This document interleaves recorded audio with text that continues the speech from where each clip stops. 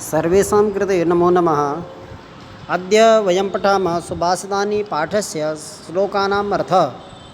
पूर्वे अहं सर्वे पठितवन्तः संस्कृतश्लोकानाम् उच्चारणस्थानम् उच्चारणं च।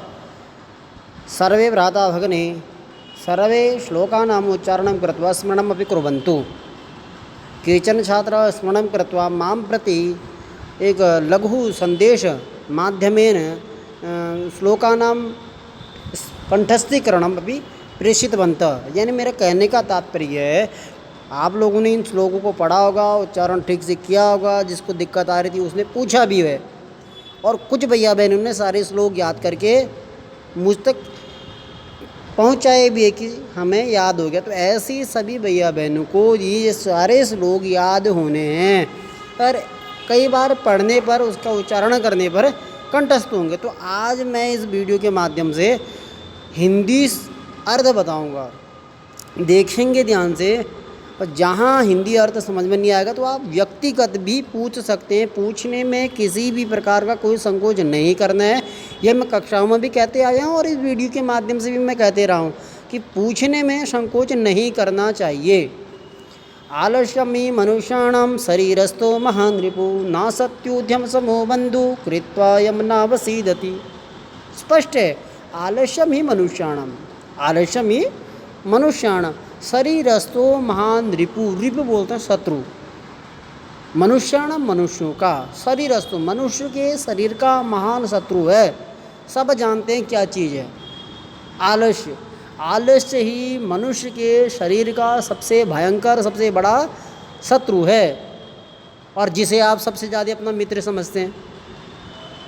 आप लोग सबसे ज़्यादा अपना परम मित्र आलस्य को ही समझ बैठते हैं और जैसा वो कहता है वैसा ही करने लगते हैं, परंतु इसका विपरीत है। आलस्य सबसे बड़ा क्या है, शत्रु है। नाशत्यु उद्यम शमो बंधु कृत्वा यम नाव सीदति। कहते हैं कि भैया जो लोग क्या करते हैं,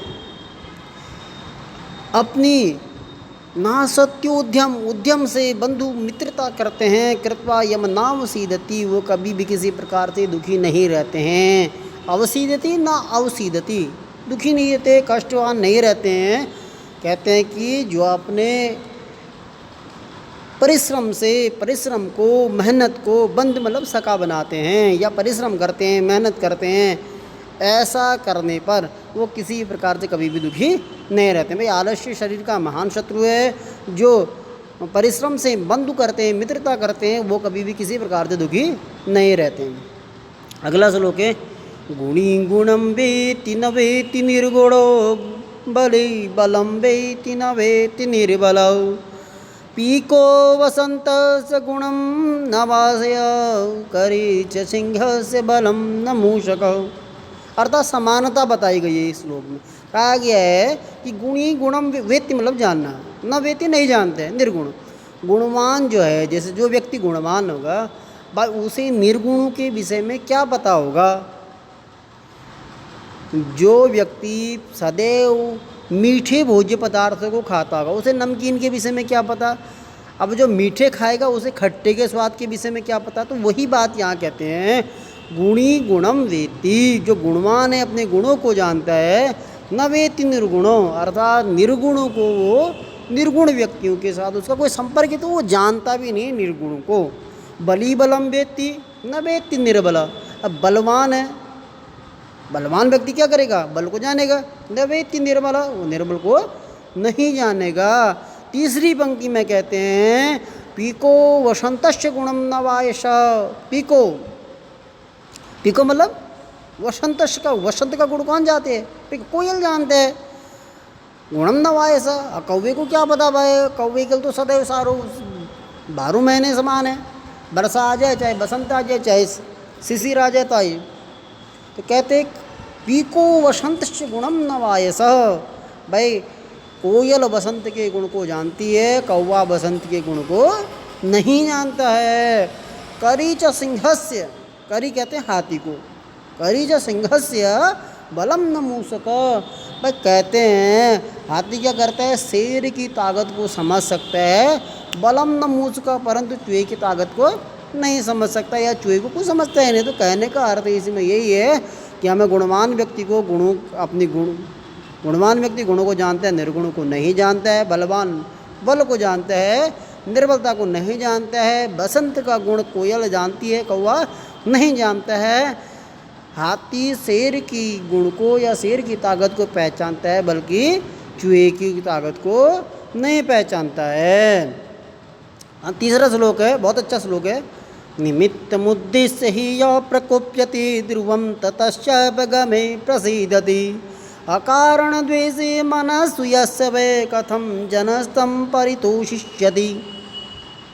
प्रकोप्यति मतलब क्रोधित होते हैं, गुस्सा करते हैं। प्रकोप्यति निमित्त उद्देश्य, अर्थात कभी कभी क्या हो जाता है, बिना कारण को जानी हम किसी कार्य के उद्देश्य से मार्केट गए, बाजार गए या अपने मित्र के वहाँ गए, बहुत ज़रूरी काम है, हम बिना बताए लेकिन गए हुए घर पे, और जब हम घर पे आते तो हमको वास्तव में घर पे डांट मिलती है।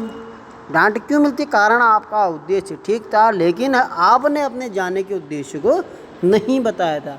इसीलिए कहते हैं कि निमित्त उद्देश्य, निमित्त उद्देश्य, भाई जो कारण को जान करके प्रकोप्यति क्रोधित होते हैं, गुस्सा करते हैं, कारण को जान करके क्या करते हैं, प्रकोप्यति अत्यधिक क्रोध करते हैं। ध्रुवम सत्य, ध्रुवम मतलब शीघ्रता से, निश्चित रूप से, पक्का है। तस्यापगमे प्रसीदति, प्रसीदति मतलब प्रसन्न हो जाते हैं। अपगमे समाप्त होने पर, ध्रुवम निश्चित रूप से, समय चले जाने पर वो क्या हो जाते हैं, प्रसन्न हो जाते हैं, उन्हें आप संतुष्ट। निमित्त बुद्धि से आपने कोई बहुत बड़ी गलती की है, उस गलती में आपको यदि पिटाई हो रही है, डांट पड़ रही है, तो आपको भी वास्तव में एहसास होगा कि हमने गलती की है, और वास्तव में जो प्रताड़ित कर रहा है, मारने वाला है, उसे भी लगेगा कि ये क्या है, गलत है, और कुछ समय के बाद आप उसे प्रसन्न कर सकते हैं और वो आपको प्रसन्न कर सकता है। अकारण द्वेषी, आप ठीक इसका विपरीत, अकारण द्वेषी, अकारण द्वेषी मतलब नहीं जानता है, जो बिना गुस्से के, मनस्सु यस्य जो मन के है, प्रथम जनतम परितोषिष्यति जो बिना गुस्से किए हुए, बिना कारण को जाने हुए प्रताड़ित करते हैं, क्रोधित होते हैं, वो किस प्रकार से उनको संतुष्ट करेंगे।